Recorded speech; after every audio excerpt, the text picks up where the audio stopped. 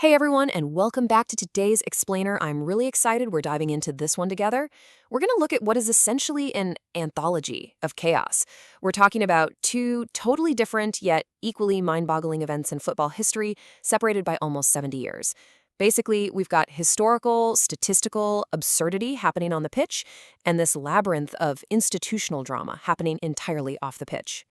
So it begs the question, right? What happens when the beautiful game just goes completely off script? We almost always think of football as this straightforward contest of skill, 11 against 11. But every so often, reality kind of bends. You get seasons that spit out literally impossible statistics, or hidden systems that totally rewrite the sport's landscape. Well, let's jump right in and see exactly how bizarre things can actually get. Act 1, the craziest English season, 1937 to 1938. Okay, so plunging straight into the first division of English football in the late 1930s, we hit this massive, baffling anomaly. Picture this. Manchester City enters the 1937-38 season as the defending league champions. Top of the world, right? Over the course of the year, they smash in 80 goals. That is more than any other team in the entire league. Yet, in this almost unbelievable paradox, they were actually relegated to the second division. Let that sink in. To this day, they are still the only team to ever get relegated from the top tier of English football after scoring the most goals in that season. And they're the only defending champion to drop down the very next year. Absolutely wild. And honestly, that stat just perfectly highlights how ridiculously tight the league was that year. 16. A grand total of 16 points separated the ultimate champions, Arsenal, who only clinched it on the final day, by the way, from the team that finished dead last at the very bottom, West Bromwich Albion. It was a season of just unprecedented parity. A couple of bad bounces here or there could literally mean the difference between throwing a parade with the trophy or facing the nightmare of the drop. Act 2, a controversial European tour, the national team in 1938.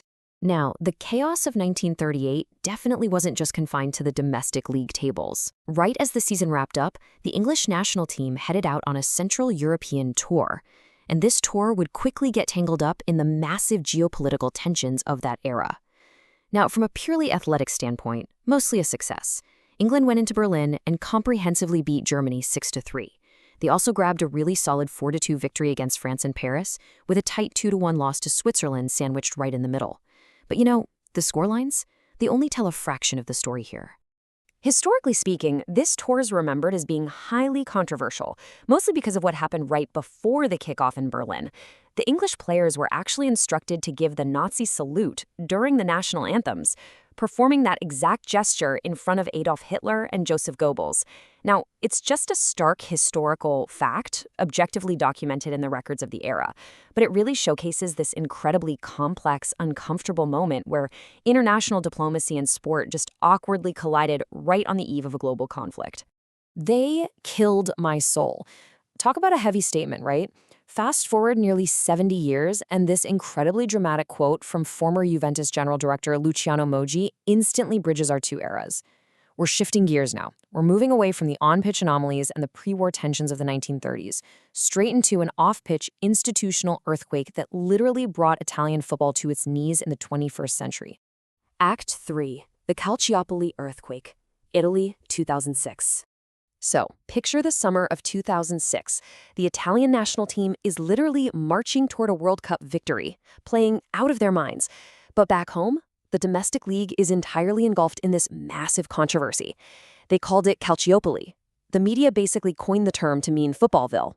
At its core, this was a massive investigation centered around the manipulation of referee appointments to favor specific clubs during the 2004-2005 and 2005-2006 Serie A seasons. And to be super clear here, this wasn't about players throwing matches on the field.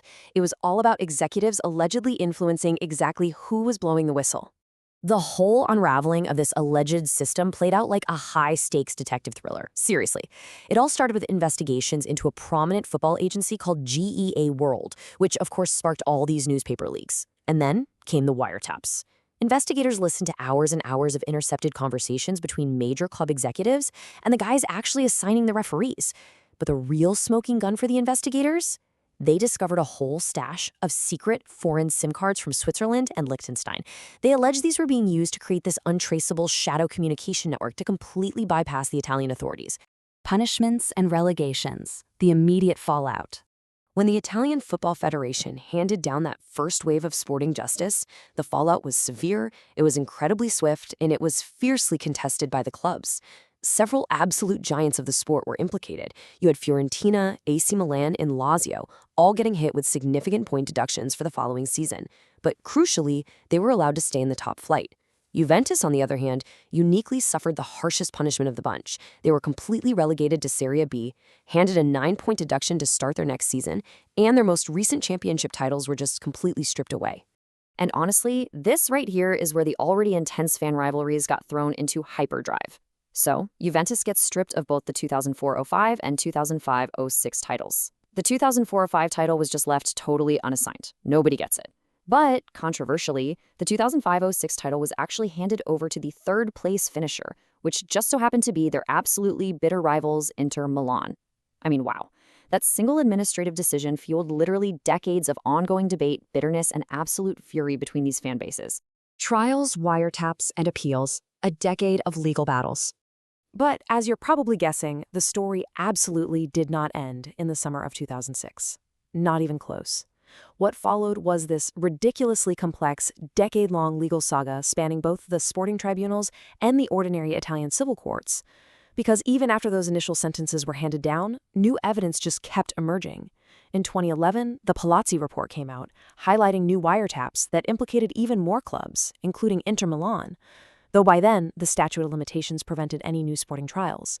That exact same year, Luciano Moggi was permanently banned from football for life. And then finally, all the way in 2015, the Supreme Court, the highest court in Italy, handed down its final verdict. They ended up acquitting the executives of many of the remaining charges, quite simply because the statute of limitations had completely run out. Now, the Supreme Court didn't just drop the charges and walk away, they released a massive 150-page justification document, and it was incredibly thorough. While the individual charges of sporting fraud did time out legally, the court stated very plainly that Moggi possessed, quote, unjustified and excessive power within Italian football, creating an illegal system to condition matches.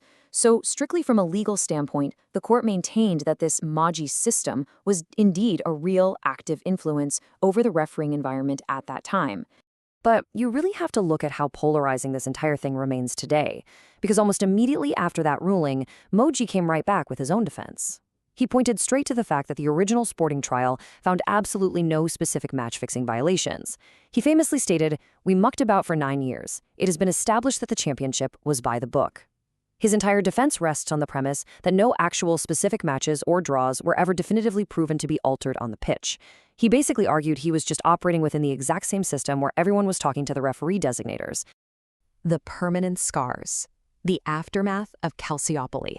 So regardless of where you might stand on the legal intricacies and the back-and-forth arguments, we really have to look at the lasting macro effects this had on Italian football, because the permanent scars left behind changed the landscape of Serie A forever. Just look at the numbers. According to polling, 55% of Italian football fans, the tifosi, remain inherently suspicious of referee mistakes to this day. They believe the errors are intentional, compared to 45% who still trust the decisions. Calciopoli just completely shattered that illusion of impartiality. And this massive loss of fan trust, it happened right alongside a huge exodus of top-tier international players who simply fled the league in the wake of the scandal. And yet, from the total ashes of that relegation, we ended up witnessing one of the most remarkable rebuilds in all of sports history. Juventus went to work. They entirely rebuilt their management team from the ground up. They won the Serie A title immediately to secure their promotion right back to the top flight. They built an incredible brand new stadium. And that new foundation, it propelled them to completely dominate the sport for the next decade, winning an unprecedented 9 consecutive Serie A titles in the 2010s. Just an unbelievable turnaround. Which really brings us to our final thought for today. Whether we are looking way back at English football in 1938 or Italian football in 2006, the reality is that the beautiful game is never, ever played in a vacuum. So how do off-pitch politics, administrative chaos, and these hidden agendas actually impact the purity of the sports we watch?